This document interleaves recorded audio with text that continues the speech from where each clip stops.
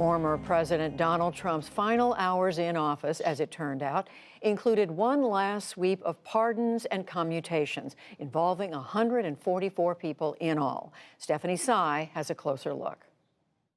Judy, the list of 74 pardons and 70 commutations included many individuals championed by celebrities and criminal justice advocates, but also notable Trump political allies. He pardoned his former White House aide, Steve Bannon, who faced fraud charges.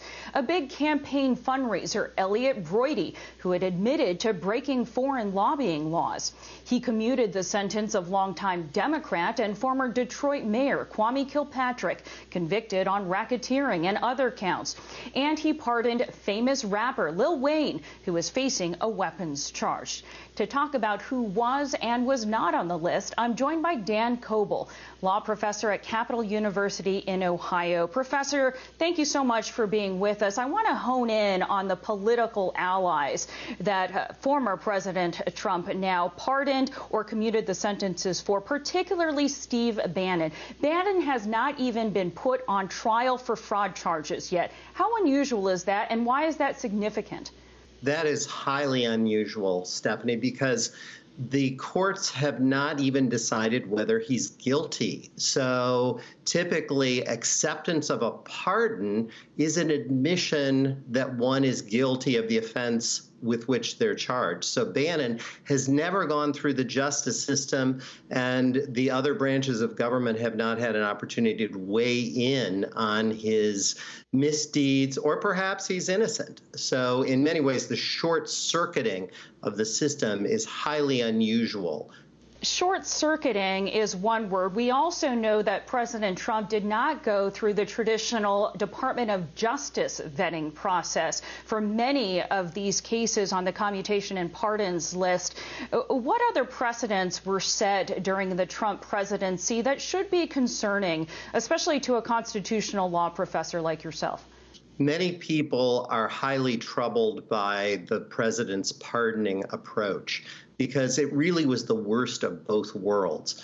By not going through the Justice Department's process, the president ignored thousands of ordinary people who had applied for pardons or commutations, typically pardons, in order to cleanse their records, in order to obtain employment opportunities or things like that. Indeed, Trump closed without any action by far the most pardon and commutation requests in history. So he was inactive for the vast majority of requests, yet he was active for those with whom he was connected or had some sort of sympathy. So it really was the worst of both worlds in that it avoided the regular pardon process that we need to make justice humane, which is what the founders of the Constitution wanted, yet it shows in the ones that were granted that there are really two tiers of justice, one for those who are connected to the president and one for everybody else. What does the sheer number and nature of the pardons granted by former President Trump say about his presidency and his legacy, Professor?